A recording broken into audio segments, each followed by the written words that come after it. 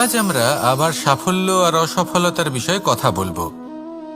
সফল ব্যক্তি কে হয় এবং অসফল ব্যক্তি কে হয়, এই বিষয়ে আমরা আগে অনেকবার কথা বলেছি। প্রত্যেক ব্যক্তি সাফল্য লাভ করতে চান, কিন্তু প্রত্যেক ব্যক্তি সাফল্য লাভের এই কাজে সফল হতে পারেন না। এবার এটা কেন হয়, এর পেছনে কারণটা কি? কারণ হলো ভয়।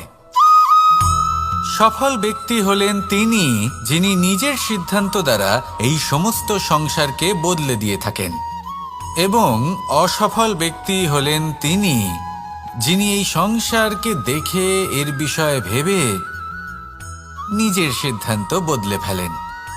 প্রয়োজন হল নিজের লক্ষ্যের বিষয়ে ভেবে দেখার, পথের বিষয়ে ভেবে দেখার।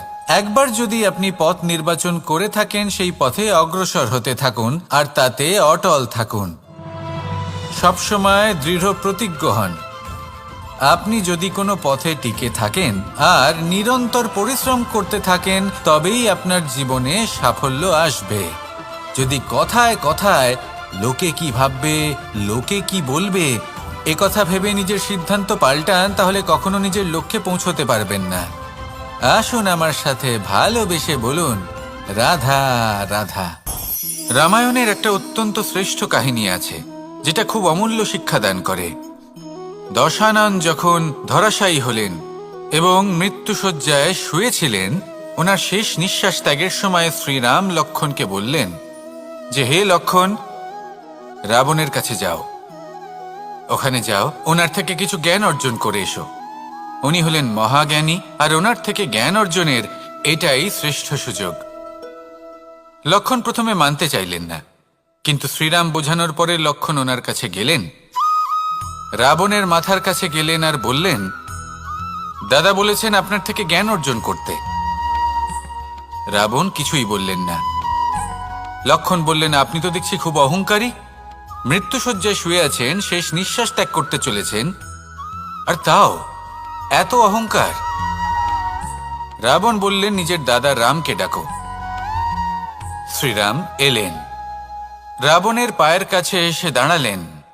উনি নিজের হাত জোড় করলেন আর বললেন, হে মহাপণ্ডিত রাবণ, আপনি হলেন মহাজ্ঞানী, দয়া করে আমাদের কিছু জ্ঞান প্রদান করুন। রাবণ বিনম্র চিত্তে ওনার কথা শুনলেন, খুব বিনম্র চিত্তে ক্ষমা প্রার্থনাও করলেন, আর এই সংসার একটি অত্যন্ত শ্রেষ্ঠ জ্ঞান লাভ করল। এর দ্বারা আমরা ঠিক কি শিক্ষা লাভ করি?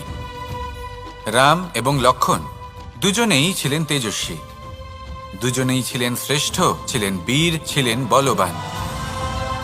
কিন্তু শ্রীরামকে মর্যাদা পুরুষোত্তম বলা হয়ে থাকে, কারণ উনি বীর ছিলেন, সাহসী ছিলেন। তার সাথে একটি অত্যন্ত গুরুত্বপূর্ণ গুণ ছিল, সেই গুণ হল বিনম্রতা। এটা খুবই শ্রেষ্ঠ একটা গুণ। যদি কেউ আপনাকে কটু কথা শোনায়, তাহলে উত্তরটা আপনি বিনম্রভাবেও দিতে পারেন। এই বিনম্রতা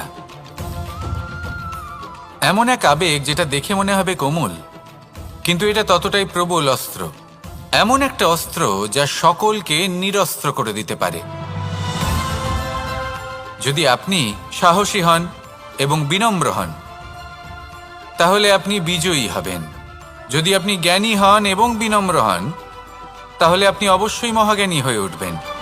তাই নিজের মনে বিনম্রতা ধরে রাখুন আর ভালোবেসে বলুন, রাধা রাধা।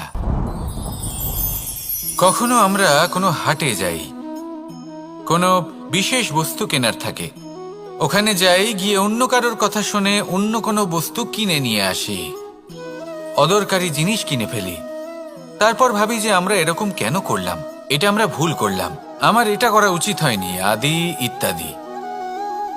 মানুষ যখন জীবনে এমনই সিদ্ধান্ত নিয়ে বসে, এমন নির্বাচন করে, তখন সেই সিদ্ধান্ত নিশ্চিত রূপে তার ভবিষ্যতের জন্য অত্যন্ত গুরুত্বপূর্ণ হয়। কিন্তু যদি আপনি কোনো অনুচিত চয়ন করে ফেলেন, তাহলে মন খারাপ করবেন না, সেই গ্লানিবোধ নিয়ে কষ্ট পাবেন না, সামনে অগ্রসর হতে থাকুন। কারণ এই অনুচিত নির্বাচন আপনাকে উচিতভাবে জীবনযাপনের পথ দেখাতে পারে। এবার যদি আমি আপনাকে বলি যে আপনি আগুনে হাত দিন, সেটা কি আপনি করবেন? করবেন না। কেন? কারণ জীবনে কোনো না কোনো দিন আপনি একটা ভুল নির্বাচন করে আগুনে হাত দিয়েছিলেন। তারপরে আপনি শিক্ষা পেয়েছিলেন যে আমি জীবনে আর কোনোদিন আগুনে আর কিছুতেই হাত দেব না। এই জীবনও ঠিক সেরকমই। জীবনের সেই সব অধ্যায়, সেই সব সময় যা ব্যর্থ হয়েছে সেটা নিয়ে ভেবে সময় নষ্ট করবেন না। সেটা থেকে যে শিক্ষা পেয়েছেন সেটা মনে রাখুন, আর যে অধ্যায় বাকি রয়েছে, যে সময় বাকি রয়েছে, তাতে কিভাবে সফল হওয়া সম্ভব সেই বিষয়ে ভাবুন। আর আমার সাথে ভালোবেসে বলুন, রাধা রাধা। নিজের নিজের অভিজ্ঞতাগুলো দেখে, তার পরিণাম দেখে প্রত্যেক মানুষের মনে একটা ধারণা জন্ম নেয়। প্রজন্মের পর প্রজন্ম যখন অগ্রসর হতে থাকে, এই ধারণাগুলোই কারণ হয়ে ওঠে যা মানুষের জীবনে তার শুভর, অশুভর, লাভের, ক্ষতির এই সব কিছুর আধার হয়ে ওঠে। যেমন ধরুন আপনি কোথাও যাচ্ছেন আর পথে বেড়াল রাস্তা পার করে গেল, সেটা অশুভ বলা হয়। কেউ হাঁচলে কাজ থামিয়ে দেওয়া হয়। বলা হয় যখন আপনি কোনো শুভ কাজ করতে যাবেন তখন মিষ্টি খেয়ে যাবেন, কাজ সফল হবে। যদি কোনো ব্যক্তি অনুচিত কথা বলে দেন তার মানে অনুচিত কিছুই ঘটবে, আদি ইত্যাদি এরকম অনেক সংখ্যক ধারণা আছে। কিন্তু সবকিছু যদি এরকমই হতো তাহলে প্রত্যেক মানুষ নিজের কথা দ্বারা নিজের বা অন্য কারোর জীবন স্বর্গতুল্য করে তুলতো, নয়তো নরকে পরিণত করত। কিন্তু এরম কি আদৌ হয়? না। কারণ এই সব ধারণা, এই সব কিছু এর উৎস হলো মানুষের মন, তার মস্তিষ্ক। যখন আমরা কোনো বাক্য বা কোনো ধারণাকে একটু বেশি গুরুত্ব দিয়ে ফেলি, তার উপর একটু বেশি বিশ্বাস করে ফেলি, তখন যেটা হয়, তখন আমাদের এই ইচ্ছে শক্তি তার সঞ্চার হয় সেই বাক্যের মাধ্যমে, আর সেই জন্য সেই বাক্য আস্তে আস্তে ফলপ্রসূ হতে থাকে। এটা হলো মানুষের মনের শক্তি, তার মস্তিষ্কের শক্তি। এটা কখনো ভুলে যাবেন না। এটা প্রয়োগ করুন আর তার সদ্ব্যবহার করুন। একে প্রয়োগ করুন নিজের লক্ষ্যে পৌঁছানোর জন্য, শুভ কর্ম করার জন্য। আসুন আমার সাথে ভালোবেসে বলুন, রাধা রাধা।